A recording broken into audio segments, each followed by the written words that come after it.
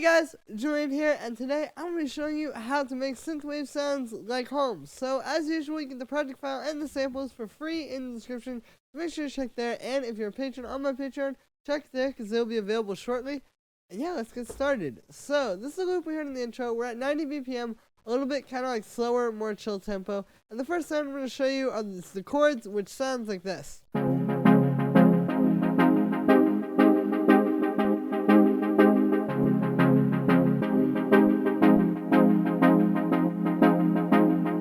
So, as you can hear, this is very influenced by Holmes' track Resonance, and basically what we've got going on here is we've got a bunch of major and minor 7th chords. So you can see, like with this first one here, we have C sharp major 7, then we have F minor 7, and then we have a G sharp major 7, and yeah, like, definitely having those extra voices on top of these chords really helps. If you don't know, a major or a minor 7th chord is just a regular triad with an extra voice on top. Like here would be the basic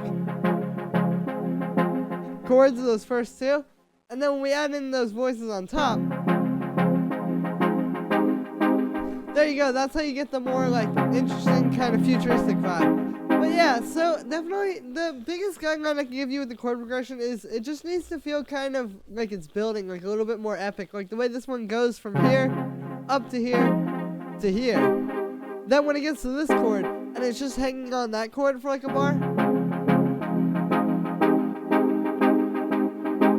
you know, it feels like it's kind of built up to it. And then when we have this part over here, we have like... Then same thing, when it goes to this chord, it's kind of like letting you back down. So we have like the building in this part, and then it ends on this sort of like chill chord, and then it kind of goes back into the start of the pattern. So yeah, so then for the sound on this one, I made it using analog. What we've got here is we've got a saw wave and a pulse wave. You can see I've got the pulse width, I've got it up a little bit. And then those are going into a low pass filter. The low pass, you can see, has a bit of an envelope on it. That's what's giving it that like whoa kind of sound. And yeah, I've just got a bit of attack on that. Pretty simple stuff there. From there, I've just got a little bit of vibrato. You can see, actually quite a bit of vibrato to be honest with you. Here, if I turn it all the way up, you can kind of hear what's going on. So I'm basically using it to get that kind of like pitch warble. And then I just have it at 66%, so it's not so crazy and over the top. And then I've got a bit of unison,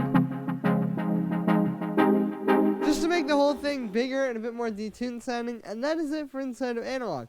After that, I've got a bit of chorus. You can see I've got the amount set like this. I've got a pretty slow rate. I like a slower rate with choruses for this kind of sound. And then I've got the dry wet at 29%, so nothing too crazy there. After that, I've got this echo doing 8th notes. This is actually pretty important for like the way the rhythm feels with this. Like if I turn this off, I don't think it has as much groove as when it has that echo on it. So yeah, then after that we've got a bit of reverb. You can see I've just got K time up pretty high, but then we've got a really low dry wet. It's only at like 22%. I wanted like a big reverb to kind of go with the more epic feeling here, but you just don't want it to be like taking over the sound too much, so I've got the dry wet down. After that, I have an EQ8 and just cutting out some low end and doing a bit of like this low mid-range cut, because there was a lot going on there, as you can hear. So I just wanted to cut that out. After that, I've got a bit of drum bus. You can see we're just using this to kind of give it a bit more like fatness. Here's without it. You can hear it's a little bit too dry sounding and kind of like a flat synth sound, but when we add this, it really brings it to life. So I really like using drum bus, not just for drums, but also for stuff like this.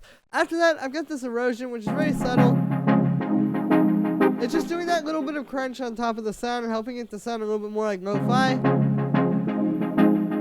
then I just have a compressor sidechaining it to the kick. So the next sound we have here is the bass, which sounds like this.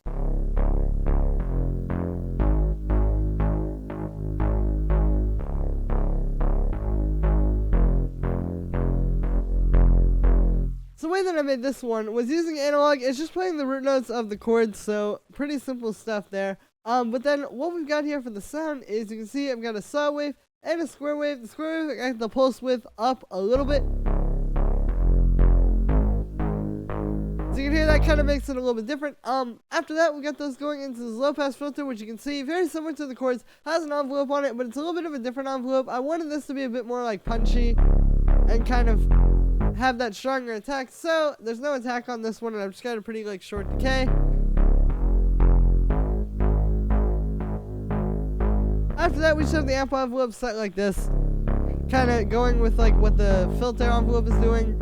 And then the last thing I have inside of analog here is you can see I've just got a bit of vibrato and then a little bit of unison to make it kind of bigger sounding. So after that, we just have the saturator. You can see I have the drive up a bit. This is what really helps it, kind of like how that drum bus helped the Chords to not sound so like dry and synthy. This is what's doing that for this. If I turn this off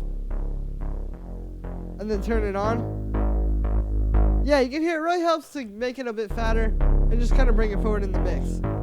After that, we have this erosion, which is set like this. So the best way I can describe this one to you is just to try to show you without it and then with it. So here's without it and then with it. So you can hear it's actually creating this kind of like weird sort of digital noise. You can hear if I do that. But yeah, so I just have that blended in there a little bit kind of in the background. It helps to give it a little bit of a cooler texture and make it a bit more different sounding than just like, you know, a basic saw wave and a square wave. After that, I just have a compressor sidechaining this to the kick, and then I have an EQ8 cutting out around like 100 hertz just to make room for the kick, even though this isn't really like a full track. You can hear without that, it's kind of getting in the way of the kick. So yeah, then the next sound we have here is the lead, which sounds like this.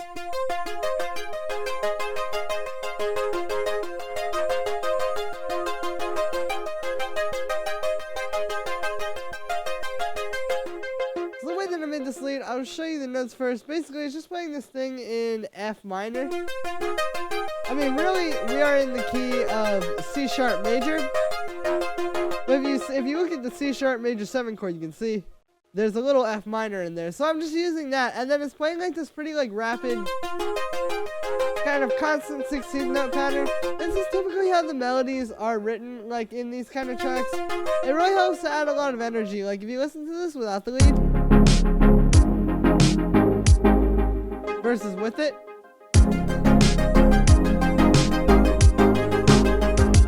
it's really, like I said, helping to add that kind of like energy and sort of intensity to the track. And yeah, so that's basically what I would say, is just try to follow some stuff that's in the key of your root chord, and then just try to keep that energy like pretty intense with it. So for the sound on this one, I made it using analog. We've got a saw wave and a square wave. The square wave, you can see I've got the pulse width up a little bit, and I've also got LFO2 all the way up on that. So the LFO2 is modulating that. If we turn it off, you can hear it's a lot more like straight sounding. When we add that, it gives it kind of a more like rough around the edges kind of sound. And it also helps to just make it not like one boring sound that just plays. With that LFO on there, it's kind of like moving it. So then after that, we've got the filter, which is set like this. You can see I have the frequency down, and I've got a little bit of envelope on that. You know, you can kind of play around with this. I have this set about here.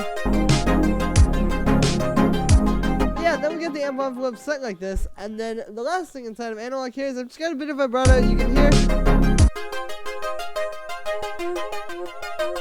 I didn't go too crazy with it. You could honestly probably turn it up a little bit more, like to there.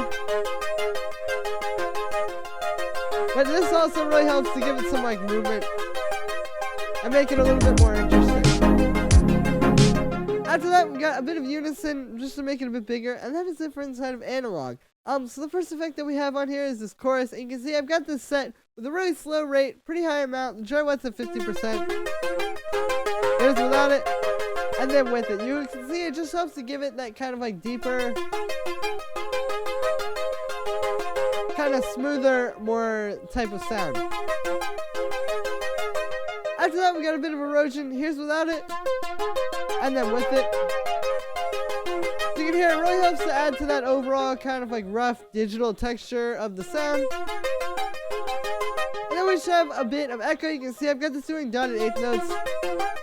This also really helps with the rhythm of this one, kind of like with the chords. When you're at these like slower BPMs, it can be really fun to play with echo because you can hear it like adds so much. Here's without it.